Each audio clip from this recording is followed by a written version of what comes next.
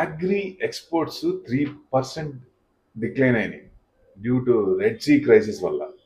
ఎందుకంటే export trade imbalance అవ్వకూడదు.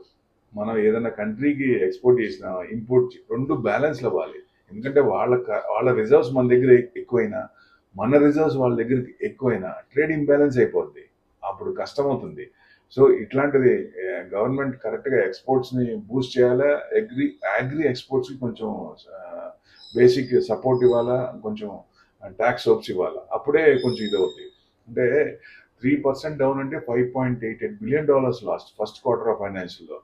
So due to major global headwinds వల్ల కానీ, డొమెస్టిక్ సప్లై కండిషన్స్, ఎందుకంటే యుఎస్ చైనా వాళ్ళ ఇష్యూ వల్ల షార్టేజ్ ఆఫ్ కంటైనర్స్ ఎక్కువ అందుబాటులో లేవు. దానివల్ల ఇది అవుతుంది.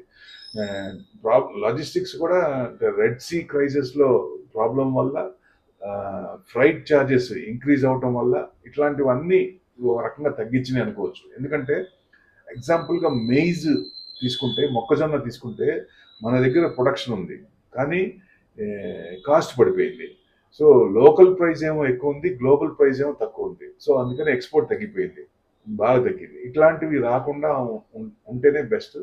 ఇంకా గవర్నమెంట్ కూడా ఇప్పుడు సపోర్ట్ చేస్తుంది 25 ప్రొడక్ట్స్లో, onion, basmati, groundnuts, cashews, అలా ఇట్లా ఎగ్జాంపుల్గా. ఎందుకంటే ట్రేడ్ ఇంబ్యాలెన్స్ అవ్వకూడదు. ఎందుకంటే ఇవన్నీ కూడా జీడిపికి సపోర్ట్ అవుద్ది, కంట్రీకి నష్టం జరుగుద్ది.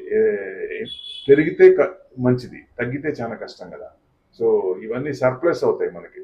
సో ఇలాంటి అవ్వకుండా ఫ్యూచర్లో రాకుండా ఉండాలంటే గవర్నమెంట్ కొన్ని కండిషన్స్ తీసుకుంటే బెస్ట్. ట్యాక్స్ హోప్స్ కానీ ఇట్లాంటివి ఇస్తే బెస్ట్. Thank you.